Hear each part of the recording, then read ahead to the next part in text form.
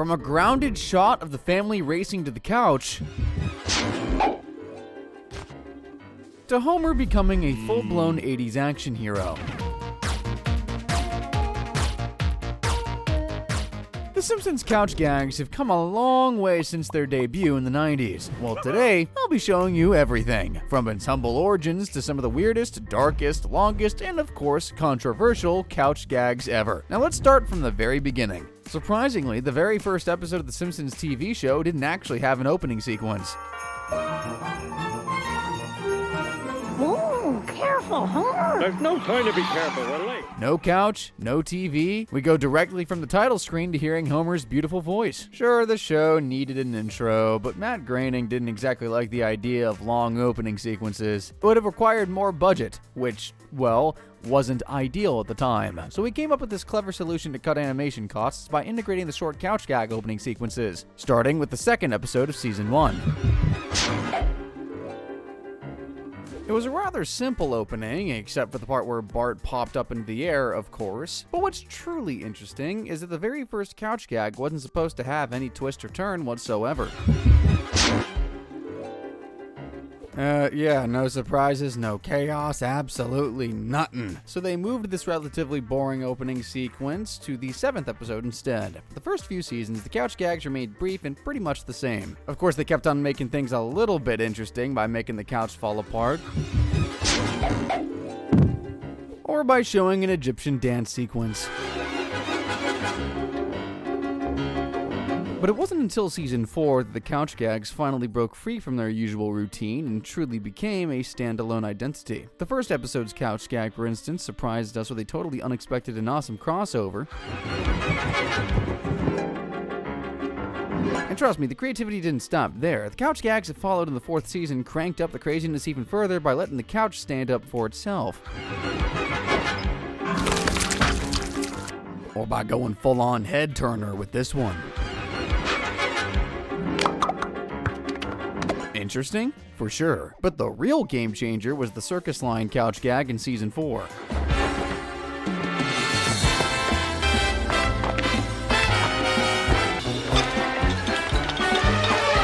It was at this point that the creators realized, hey, we can get as creative or goofy with couch gags as we want, and, well, fans will absolutely love it. There are several creative gags that have now become all-time classics. The 5th season alone gave us some great variations of the couch gags. We see the Simpsons getting flattened like teeny tiny insects.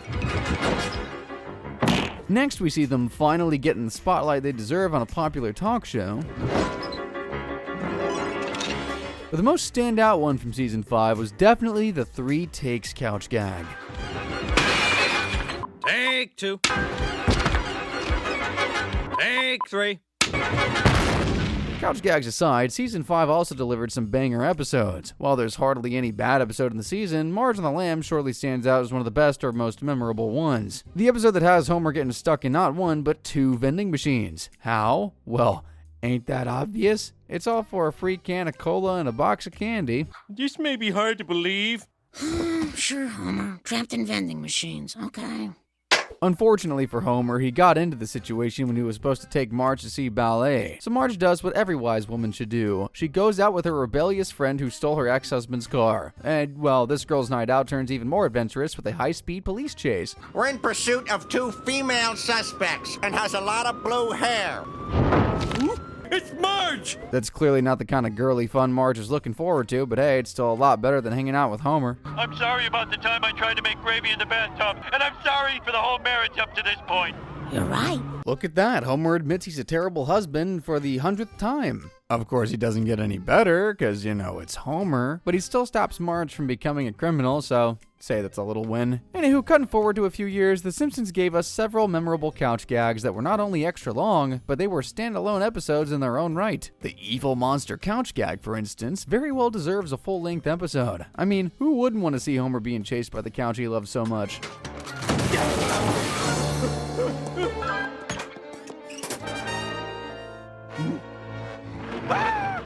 Yeah, there's nowhere to hide, Homer. Then there's the Future Family Portraits couch gag, which basically predicts a dark, eerie future for Homer and his family.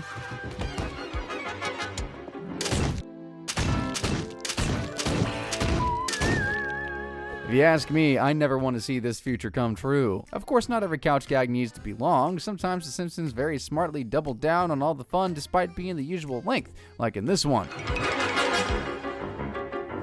Moving on, the family goes into full cowboy mode by saddling up for a ride to the Wild West in this next one. They also become part of a real-life whack-a-mole game in Season 8. This next couch gag from the 8th season even tries to be somewhat educational, if you consider color coordination a useful lesson.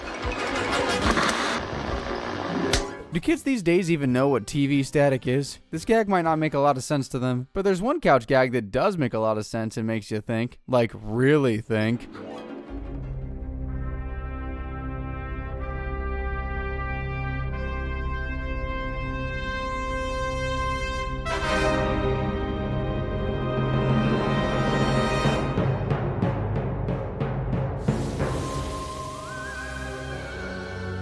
The couch gags also throw in some sneaky references every once in a while to make fans go, hey, I know that one. This gag, for instance, honors a popular comedy television series from the 1960s in the most Homer way possible.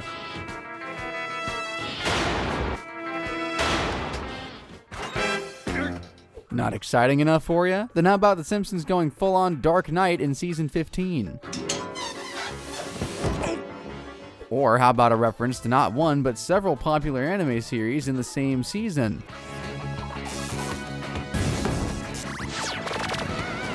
Speaking of references, season 15 also gave us one of the craziest Frankenstein references in the Treehouse of Horror episode. Several great things happen in this episode, starting with Homer killing people like flies after becoming the Grim Reaper.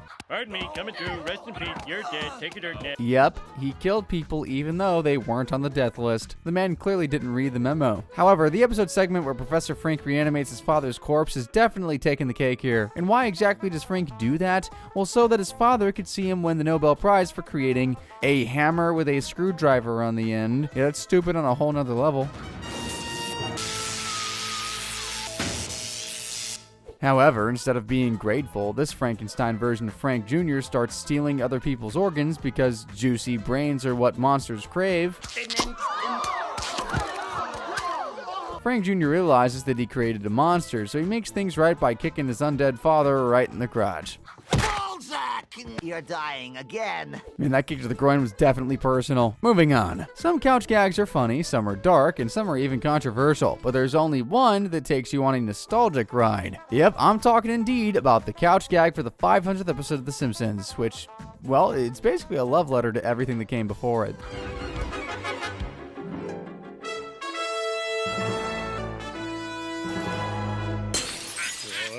Now it's time to discuss some of the very best crossover couch gags, because believe me, there are a ton of them. And yes, all of them are absolute gems. And I'm going to start with the Robot Chicken crossover, which gives the entirety of Springfield an action figure makeover. And Homer, let's just say he gets a little too into the whole action thingy.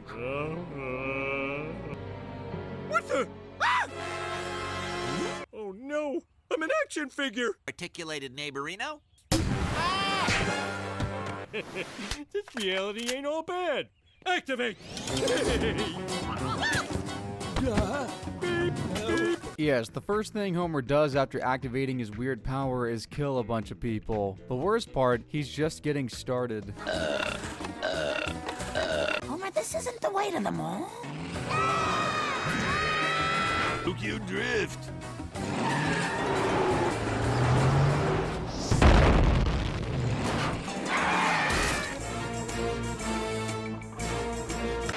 The only thing Homer is probably worried about is that he can't eat this chicken. Anyway, between the donut carnage and the murder of poor Ned Flanders, it's a totally glorious stop-motion madness of a couch gag. Next, we have the Rick and Morty crossover. Oh my god, Morty, what did you do? You killed the Simpsons, Morty! Oh my god, Morty! You killed the entire Simpsons, Morty! I'm just a kid, I don't want to go to jail! Relax, Morty, calm down, we'll take care of it. I guess Rick and Morty took crashing the party a little too literally. And vial of Simpsons goo? Really? At least show some respect, you old geezer.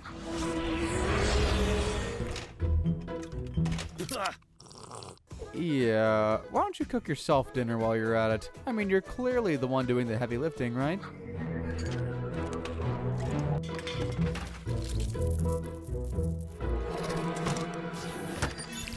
Wait, hold up. Was that really a photocopier? Huh. So reviving the dead is that easy, huh? Looks like you got a spaceship in your... Who are you? Seriously, what did Ned Flanders ever do wrong? The dude was just being nice. Rick, I'm back! Wake up!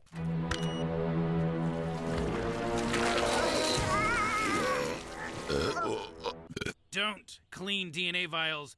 Let's go. I'm driving this time. So all that trouble for this. But hey, who cares? If you ask me, this new version of the family is not so different from the originals. Alright, next in line, we have the couch gag that takes the Simpsons straight to the land of ooh. That's right, the Adventure Time crossover.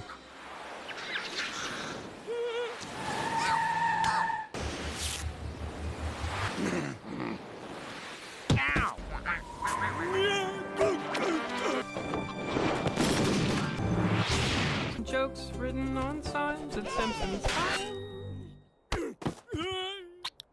Honestly, who would have thought that Homer could pull off that shape and size so well? And that kick in the end? Absolute perfection. Now, from one weird world to another, we have the crossover where Homer casually drops in the Bob's Burgers opening sequence.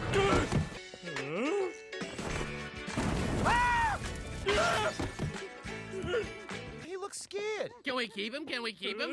No. Wait, why would I be Bob number 2 or no name? I am Bob. Yeah, you can. Somebody did it to you. That's true. It is kind of nice to have someone in the restaurant.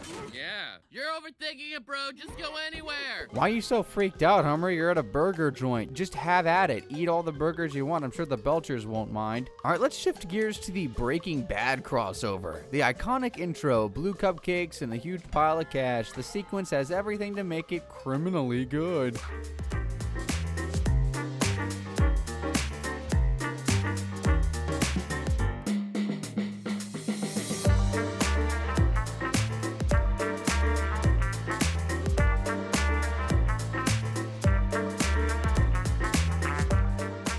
Everything about this couch gag screams Heisenberg. And seriously, it's about time that Walter White and Jesse Pinkman realize that there's another great cook in town. Now let's move on from blue crystals to blue bloodlines. You guessed it, my friends, it's the Game of Thrones couch gag that turned Springfield into Westeros.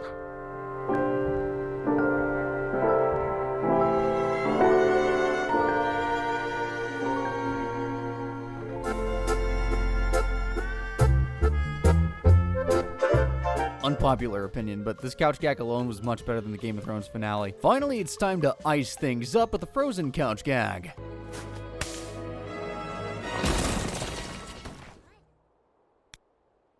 The Disney-esque vibes just fit perfectly for a Christmas special episode. Also, now I know if Homer were ever made of food, he'd eat himself, so that's knowledge I now have. Now, the next couch gag boldly goes where no couch gag has gone before. Space. That's right, it's the Star Trek couch gag, where Homer embarks on an intergalactic mission only to get dominated by furniture. Of course, Homer's ship is shaped as a donut because you know why not. Oh, and yes, resistance against the couch is futile. Sadly, Homer learned this the hard way. Okay, now we're trading starships for superheroes for the X-Men couch gag in season 28. But we also witness an incredible special cameo in this one. There's nothing too short. Every crossover couch gag is amazing, but honestly, nothing beats the Hobbit couch gag that takes you to Middle-earth. The Simpsons head out on an unforgiving quest, but for what? There's your answer. They're about to go through a lot, and I do mean a lot, of trouble just to sit on the damn couch.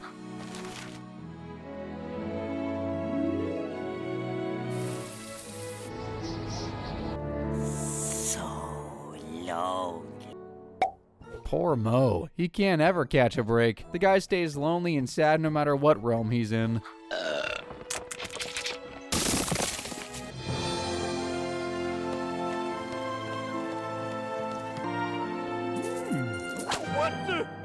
Stealing gold when it's being guarded by a frackin' dragon? Yeah, that's next level stupid, my friend.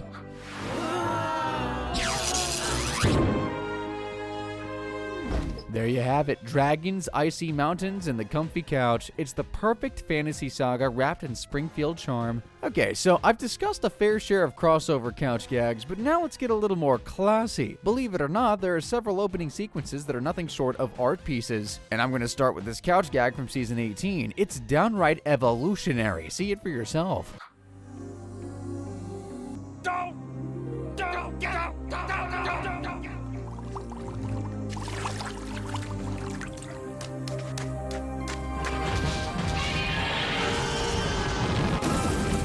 Alright, so the dinosaurs go extinct, but Homer survives. Well, of course he does.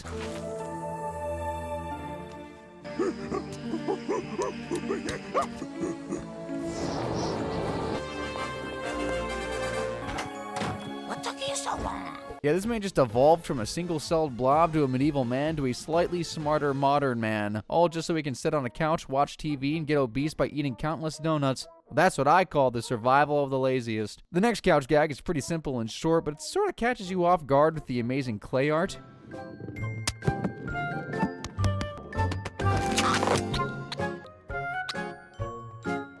The clay makeover does look good on The Simpsons. It's oddly satisfying. And of course that cameo from our green bendy friend Gumby seals the deal. Moving on, things get a little weirder in the John Crickfalusi's couch gag from season 23. The animation is so unhinged yet so accurate in depicting the strange Simpsons family. From wild colors to over-the-top expressions, this one has absolutely everything you'd expect from the man who gave us Ren and Stimpy. Beer! God, I love to watch that woman get beer.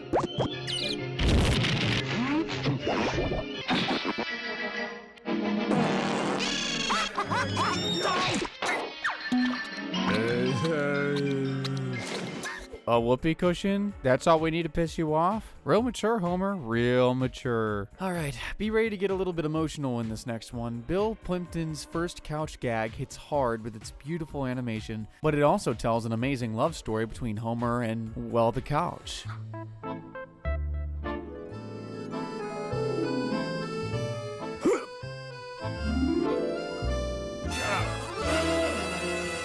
They do look lovely together, right? Now we know why Homer's so deeply attached to this piece of furniture. There's a history between them.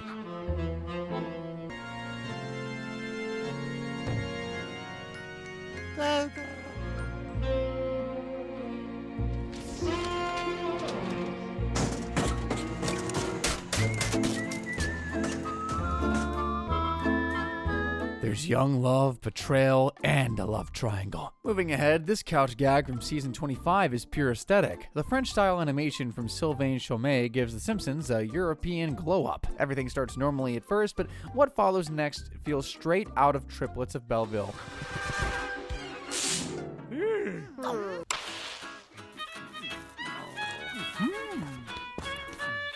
Maggie! Maggie!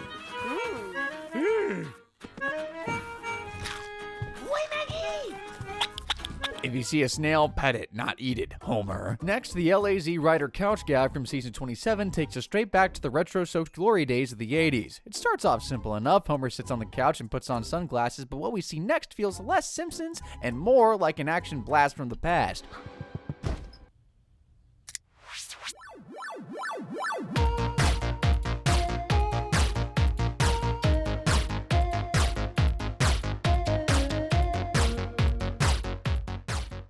Yes, that's indeed Ned Flanders so gracefully flexing the Tommy Vercetti look from GTA Vice City. We call that perfection.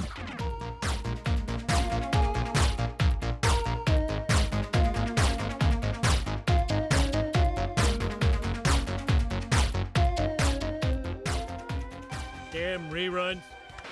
I mean, we just saw Joe Kaczynski going full-blown action hero against Ned. Absolute masterpiece. The next couch gag from season 27 tries to get experimental with the rotoscoping animation style, but hey, there's no harm in trying something fresh. But of course, Homer doesn't like it one bit. It's rotoscoped, Dad. A noble experiment that failed. Well tried, Lisa, well tried. But what can you do? Your father can't recognize art unless it's something he can eat. Now it's time for Bill Plimpton to make his grand return with the noir couch gag, the one that feels like a dark vintage crime drama.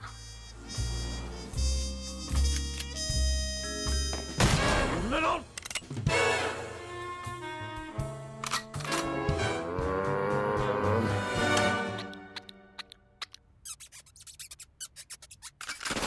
That's right, it was all just a simple misunderstanding. But Maggie? Well, we now have a pretty good idea about who's the most gangsta member of the family. Okay, so it's best that you probably buckle up for this next one. It's one of the most surreal, twisted, and mind-bending couch gags ever. The Don Hertzfeldt couch gag in season 26 shows Homer moving through time itself.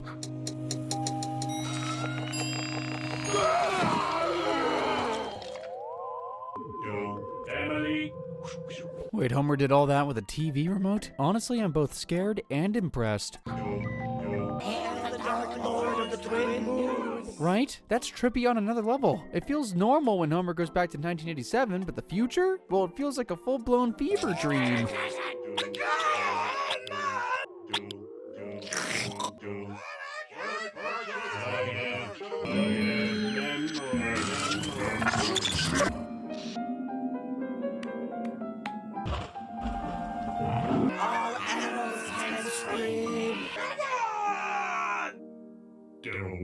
Oh, and talking about being not ready, you are certainly not ready for the final couch gag for this segment. And this couch gag comes from season 29, and it doesn't exactly feature any complicated story. It's basically just Homer singing Your Face. So to sum up what we just saw, the show is called The Simpsons in the future. Marge is a devil worshiper, and Homer is an alien-like creature. I don't know about you guys, but I'm certainly not ready for that future. Singing a cappella, no mine will rhyme.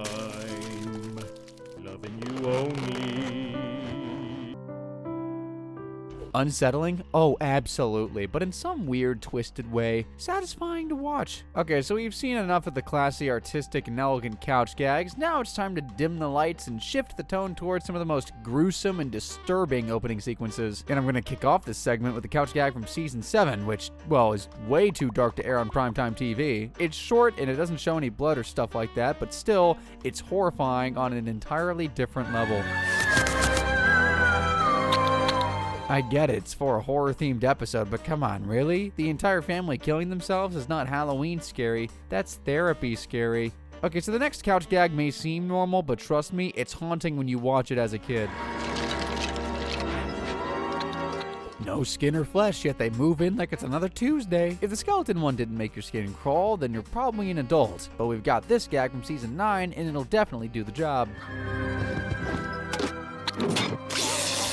Okay, so we've seen some weirdly disturbing stuff, but this next couch gag from season 6 cranked it up to 11 by turning the entire Simpsons family into monsters. So yeah, that's the Simpsons family with all their body parts stitched together, and I'm not gonna lie, I might not be sleeping tonight. Definitely not the kind of body horror movie I'm excited to see, that's for sure. Alright, now let's bring in the big guns with the couch gag from season 25's Treehouse of Horror episode. This opening sequence is filled with so many pop culture and horror references that it'll simply blow your mind. Oh, and did I mention that the opening sequence is so long that it feels like a standalone episode?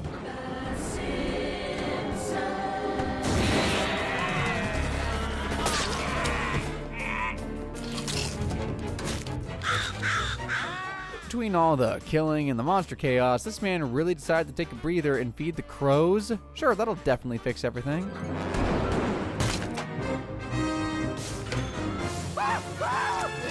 That's right, we just saw Hellboy and Blade in the same universe. Seriously, I would have been more happy if this gag finished right here, but guess what? There's actually more.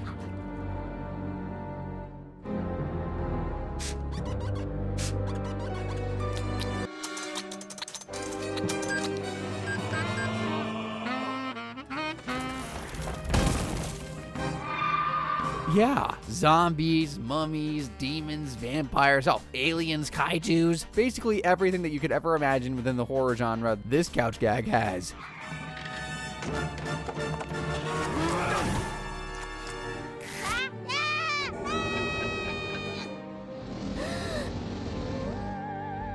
Lisa falling into the underworld only to find Homer and Marge as the rulers? Yeah, sounds like a perfect ending to me. Okay, now let's get to our controversial segment where I'll discuss the only couch gag that made the headlines for all the wrong reasons. I'm talking about the Banksy sweatshop couch gag that didn't land well with so many people. Before I discuss this couch gag, a little bit of context, and for that, let's rewind back to season 4. The 6th episode of that season, Itchy and Scratchy the movie, gave fans an inside look at how American cartoons are made, using cheap labor in South Korea. And let's just say that it didn't show an ideal situation for the animators. A year when you might have seen Al Capone to give you a first-hand look at how American cartoons are made. Exaggerated? Oh, for sure, but still, it was extremely controversial because the South Korean studio had been contributing to the show from the very get-go. Anyway, maybe people forgot about it, maybe they didn't, but then, 18 years later, The Simpsons decided to revive the entire sequence. The couch gag from season 22 gave us an even darker look at a Korean sweatshop.